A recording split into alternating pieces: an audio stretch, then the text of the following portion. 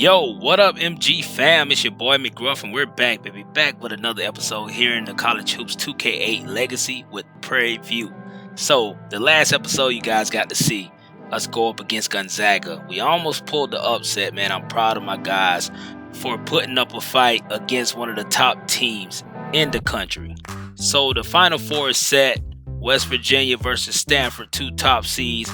And then you got the 7th seed Minnesota Gophers going up against the top seed Maryland Terrapins.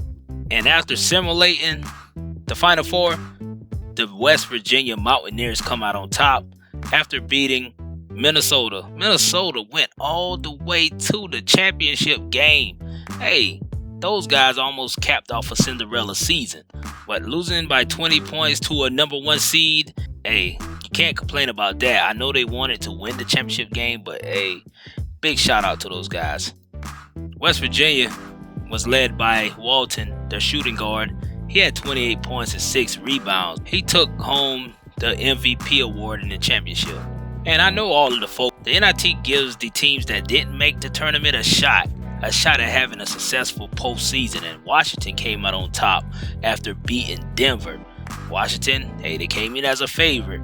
But Denver walked all the way to the championship game and almost came away with the victory. Washington started the game pretty hot, finished the first half with a 10-point lead, but hey, they dropped the ball in the second half and almost dropped the whole game. The two top players for Washington was Spong, their center. He only had 2 rebounds, 16 points, but Del Rosario, the small forward, 16 points and 11 rebounds and 5 assists. Hey, he was banging those boards. And one thing we could take away from this Washington team is that they're pretty young and they have some great talent. So next year you might see these guys in the NCAA tournament. Hey, they might make a run. I'm looking to see if they're going to make it to at least the top 10 or 15 next year. So now it's time to move on to the awards. The NCAA champions, you guys know, the Mountaineers of West Virginia. Hey, they're going to be losing a lot of great players this year. Let's see if they can repeat. I'm not sure if they can, but they're going to have to replace a lot of great talent. And the Player of the Year award goes to Tony Bradley from UNC, the 6'9", 273 power forward. Hey, he had 29 points per game, almost 10 rebounds. He almost averaged a double-double, one tick away from that one. So, hey, this guy might end up being a top 10 pick in the NBA draft. And you can't forget about the Mid-Major Player of the Year, Mike Daum, yo. Hey, 35 points per game at the center position. Hey, he was a transfer kid, but look at him. He made a 10-point increase over his junior year. Hey, this dude is destined for greatness. Let's see if he can prove it in the NBA. And the Coach of the Year goes to Bob Huggins, who won the national championship with West Virginia. Hey, that's his first championship of his career, but he has 619 wins, only 227 losses, and he's 60 years old. Hey, I think he's going to want to add one more before he retires. And the Depoy goes to Tony Bradley. The same guy that won the Player of the Year award won the Defensive Player of the Year award. Hey, he had almost 2 blocks per game, averaged over 1 steal per game. Hey, this dude right here was all over the place for the Tar Heels. And he also won the Big Man of the Year award. This dude took home 3 awards in his senior year. Hey, the Tar Heels are going to miss this guy.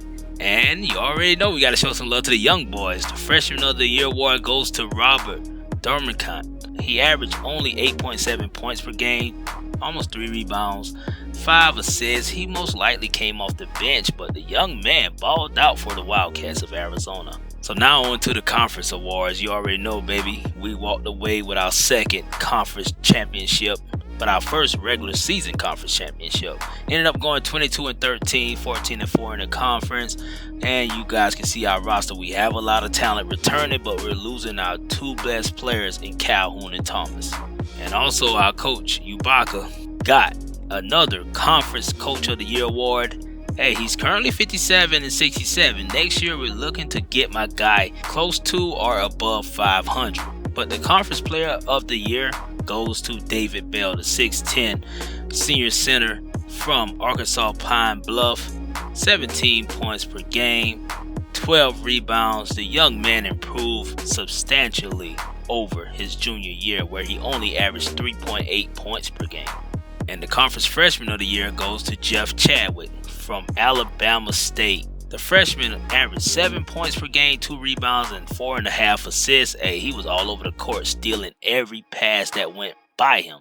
And the first team all-conference was led by Justin Coleman, arguably the best player in the conference. And you got Cooper Dare McVeigh, who's a baller, and Worthington and Bell. Worthington is the only player that is not a senior on the first team.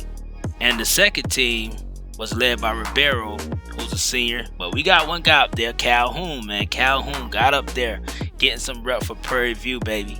That's what we like to see. Let's see if we can put at least multiple players in the first team and second team next year. But I think we can do it with that Fab Five that we have. The freshman all-conference team was led by Chadwick of Alabama State. But one of the guys that I was mostly surprised by was the guy from Alcorn State, Fellows. Fellows showed me signs of greatness, yo. He averaged more points than all of the freshmen on this list. Hey, and he's gonna come back and ball. Alcorn State has some great young talent out there. So here's a quick look at the players that are leaving our team. You already know Calhoun and Thomas, the two transfers. They're going to be bouncing, man. We appreciate these guys. These guys took our program to another level. I know a lot of eyes around Texas are focused on us, man. They're starting to notice that, hey, Coach Ibaka and McGruff got something good going on down there.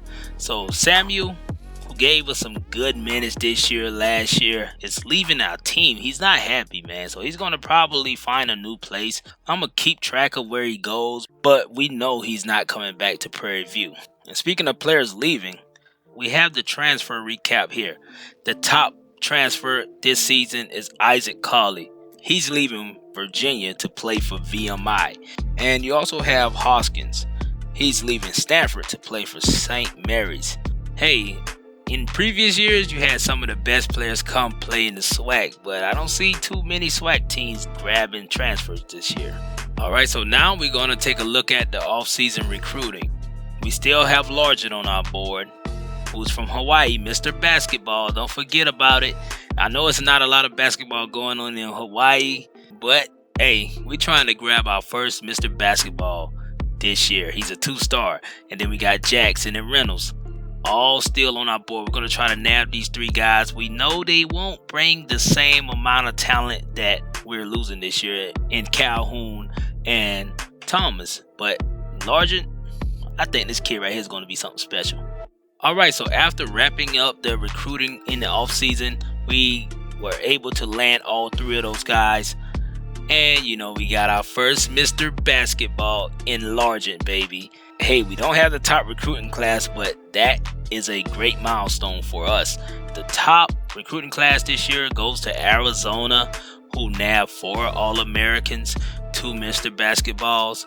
Hey, 5 stars, baby. All 5 stars. They're going to be balling for the next few years. Then you got Duke right behind them, Louisville and Kansas. North Carolina is there also, and the national champs, West Virginia, got them some love there. And one of the biggest surprises was UNC Wilmington. They got 1 All-American, 1 Mr. Basketball. That's crazy, but you got to chuck it up to those guys.